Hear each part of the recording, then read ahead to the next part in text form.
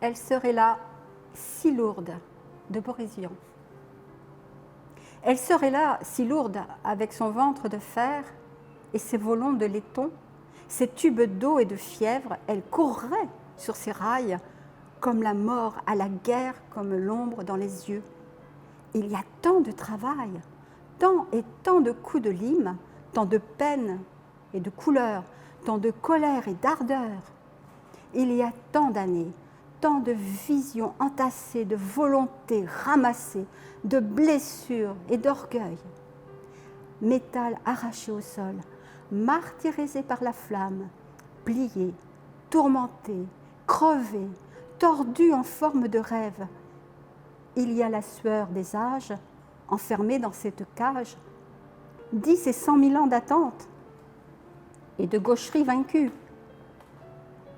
S'il restait un oiseau et une locomotive, et moi, seule dans le désert, avec l'oiseau et le chose, et si on lui disait « choisis, que ferais-je » Que ferais-je ?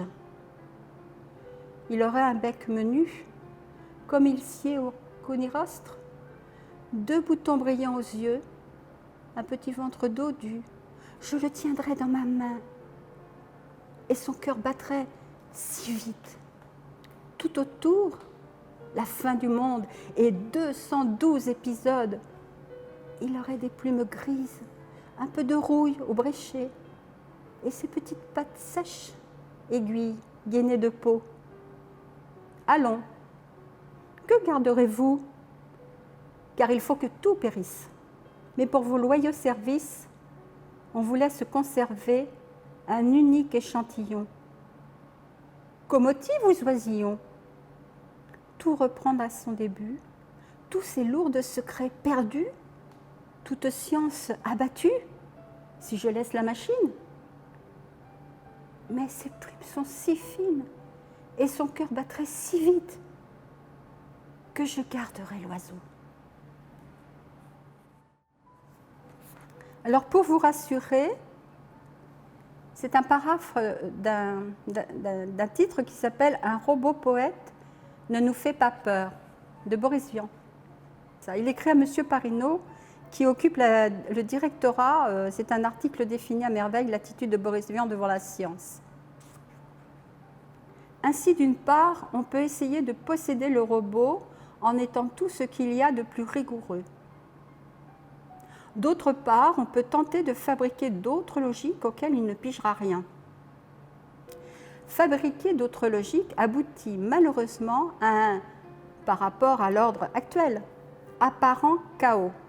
Et nous, les hommes, ne connaissons que par ouï-dire la contradiction, ne disposant de la simultanéité ni de l'identité. Tandis qu'un robot peut avoir 25 chromes et s'en donner à cœur joie, et ici encore, nous couillonner.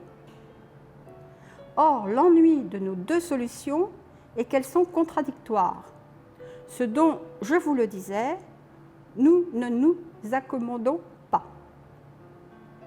Pour vous rassurer un peu, Parinaud, je vais vous rappeler, malgré que j'en ai la fondamentale, après, tout le fonctionnement du robot dépendra de ce qu'on aura mis dedans. Et même s'il est libre, c'est qu'on l'aura prévu pour ça. S'il est poète, c'est qu'Albert est fabricant de poètes. N'est-ce pas encore mieux ? Ducrot, fabricant de poètes. Dire que d'autres se font militaires ou un peu plus haut, bouchers. Je sais que cette lettre vous fatigue, mon bon. Elle est un peu lourde. Le style en est torturé au possible. Pardonnez-moi, car vous en savez la raison. Nous ne tenons pas à ce que le premier robot venu se retrouve parmi nos profondes cogitations. Et l'ellipse de la forme comme celle du raisonnement est un des moyens de ce résultat. Nous luttons contre des moulins à viande. Rendez-vous compte que tôt ou tard, les robots feront des trucs que nous ne pourrons pas faire. Nous n'aurons qu'une chose pour nous. Négligeons tout le reste et cultivons notre polyvalence. Il y aura des robots poètes, d'autres cuisiniers, d'autres calculateurs. Bon, mais pour être les trois à la fois, il en faudra du volume. Nous ne sommes pas parfaits, mais très adaptables. Nous pouvons faire l'amour, lire, jouer du piano, nager et même construire des robots. Nous pouvons cogiter, donc être, et précéder les sens. Nous pouvons rire. Oh, je ne le nie pas, des robots riront mieux, mais sans doute pas les mêmes. Le monde est aux mains d'une théorie de crapules qui veulent faire de nous des travailleurs et des travailleurs spécialisés encore. Refusons Parino, sachons tout. Sachez ce qu'il y a dans le ventre de ce robot. Soyez un spécialiste de tout. L'avenir est à pic de la mirandole. Mirandolez, éclaboussez ce robot poète de vos connaissances en cybernétique, expliquez-lui comment il marche et vous l'aurez tout humble et à votre merci. Pour faire tout ce que vous feriez si on vous avait bien élevé, il faudrait qu'il pesât des dizaines de tonnes, le pauvre. Alors, laissez-le venir. Et d'un ton méprisant, avec un regard de haut, lancez-lui. Va donc, hé, gros robot. Pas un être sensible ne résista à ça. Et un robot qui veut maigrir est un robot foutu, car il ne suce pas comme nous dans la masse.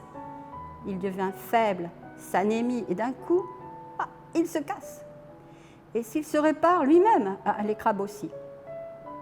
Un dernier conseil, ne vous tourmentez pas.